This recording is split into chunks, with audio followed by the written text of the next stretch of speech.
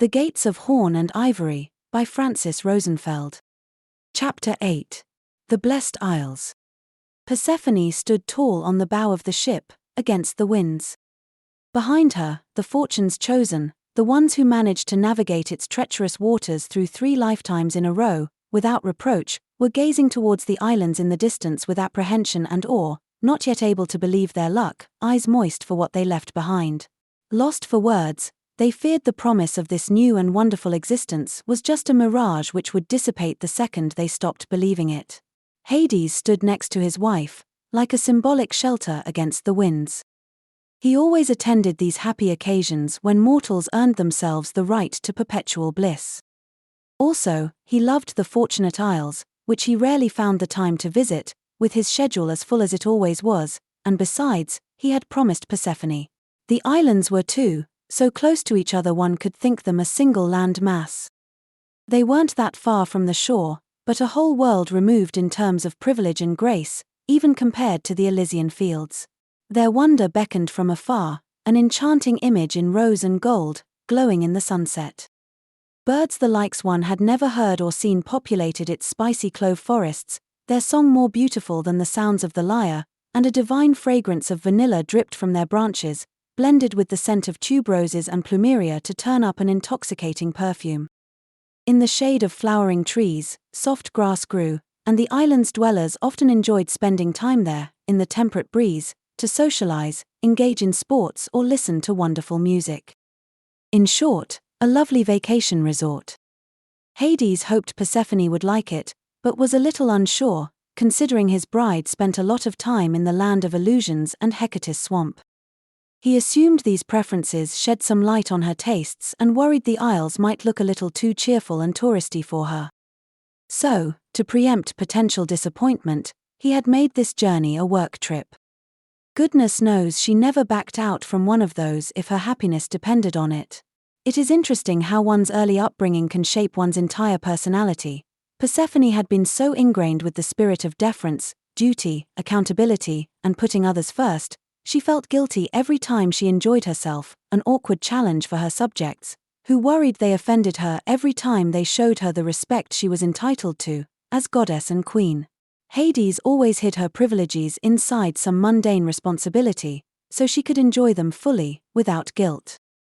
This time she was to be the ambassador of goodwill, welcoming the souls of the blessed to their new land, and like every other queenly task she was entrusted with, she was doing her best to acquit herself of it with blameless address.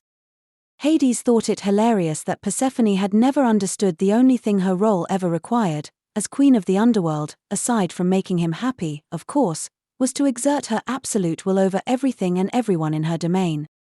Instead, she belly ached over every decision she thought might upset somebody and often hid in her gardens, away from all the pomp and genuflecting, to be among her flowers and daydream. He liked to watch her there, laughing alone to some inner musing or getting carried away with the scent of a flower, like a young girl lost in her own little world, happy and carefree. Hades wanted so much to see his wife happy, and every one of her smiles felt like a vindication of his efforts. But there was also another part of Persephone, a dark maturity that stood in stark contrast with her youthful and innocent demeanor, and sometimes her eyes darkened with thoughts he couldn't plumb, and then it felt as if another Persephone, much older, looked back at him through her eyes. He often worried that old Persephone passed a lot harsher judgment on him than his innocent bride, who, if he had to say it himself, was hopelessly smitten with him.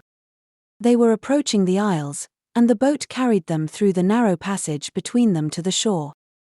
The path was barely visible through the tall beach grasses, weaving between strange white stones, perfectly round, which looked like giant snails or the eggs of some enormous mythical creature.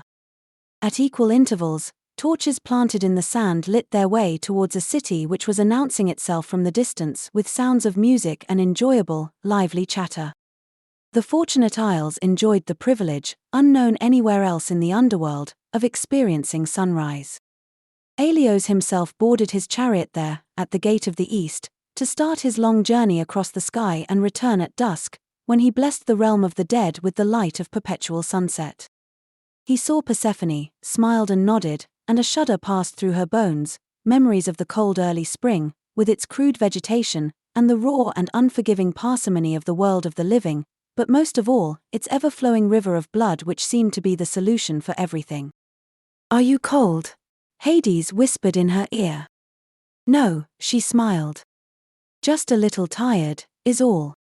You should have something to eat. Here." He handed her a small bowl of ambrosia which had materialized by means unknown in his hand. She took it, growing paler still, to Hades's frustration, shocked by this strange déjà vu that happened in such an unexpected context.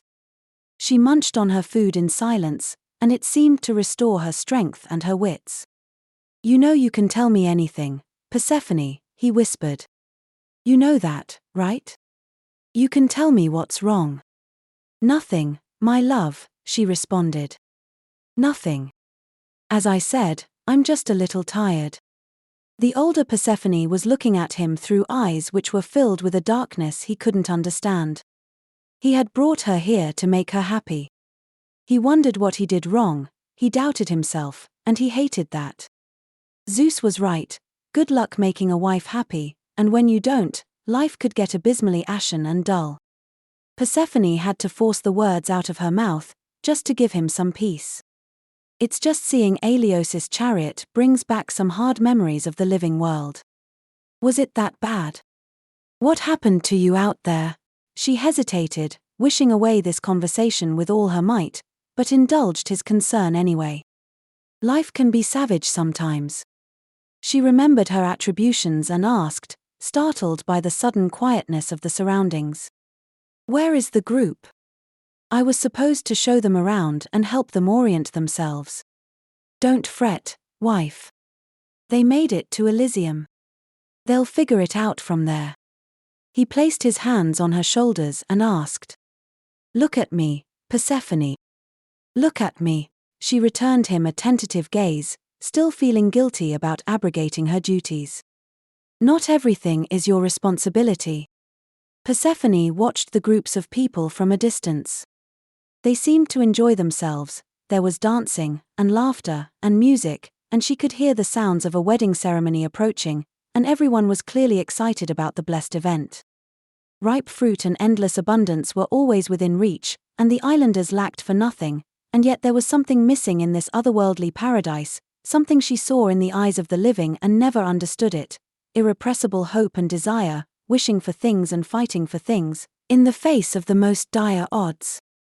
Love in the face of death, courage in the face of death, trying and failing to deny suffering.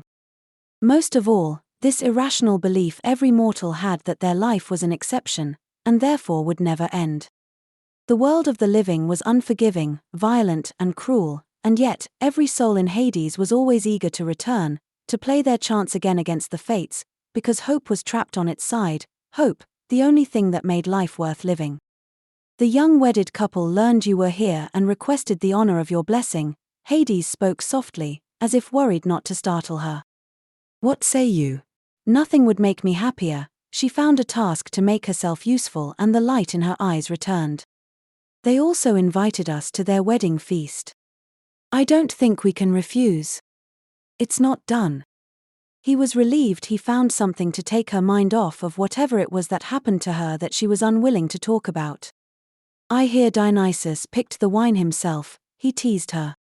Persephone couldn't help a smile when a vivid picture of her cousin, sprawled in his chair, and schmoozing shamelessly, while the Maenads looked at him like he was the glory of Olympus, popped into her head. "It should be good then. If I knew, I would have brought some herbs. I wouldn't worry about that. I'm sure they're fully stocked." Hades laughed out loud. A large group of celebrants approached them, holding hands in a line dance which they enticed them to join, and Persephone gaped dumbfounded at the lord of the underworld, who started dancing with the light-footed ease of the Graces. He stretched out his hand, laughing and inviting her to join in too. "What? You thought you knew everything about me? I may hold some surprises yet."